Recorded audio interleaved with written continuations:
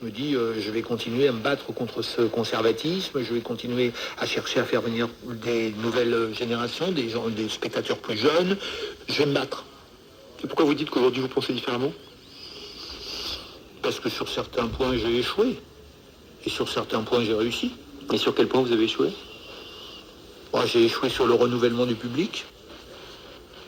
C'est un peu rajeuni, mais enfin, c'est pas réussi, quoi. Alors, je pense que c'est vrai d'une façon générale, mais en même temps, ce qui est assez frappant au Châtelet, c'est que une des saisons qui marche le mieux, par exemple, c'est la saison consacrée au XXe siècle.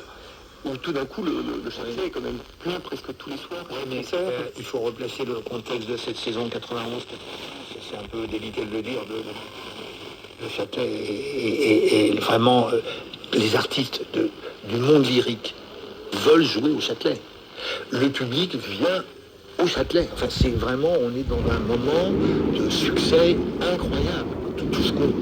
Autant les 2 premières années, je reçois des critiques et du public et des critiques de la presse catastrophique, autant à partir de la saison 80, même 90, 80, ça commence un peu, mais 91, 92, on est dans un triomphe. C'est vraiment ça. Donc, ce moment-là est un moment où... Voilà, parler du cycle Stravinsky, le cycle Stravinsky avec les impeccables Salonen, avec le Los Angeles Orchestra, c'est un succès considérable. D'abord, c'est la découverte vraiment de Salonen, c'est la découverte de cet orchestre qui est un des meilleurs orchestres des États-Unis.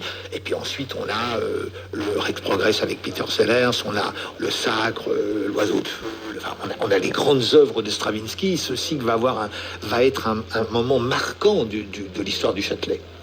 En plus, ça renvoie au ballet russe, ça renvoie à plein d'histoires du théâtre du Châtelet du début du XXe siècle. Hein, les grandes saisons 1900, 1906, 1907, au moment où il y a Toscanini, où il y a Diaghilev, etc., etc.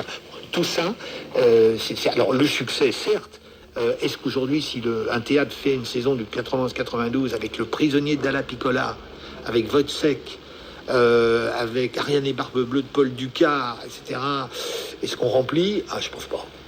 Je pense pas. Je pense qu'on est dans un moment particulier où on a l'impression que tout ce qu'on touche, je sais pas comment dire. Ce moment particulier, c'est aussi le moment de l'opéra bassiste qui n'arrive pas vraiment à décoller. C'est-à-dire que quelque part, par contraste, le Châtelet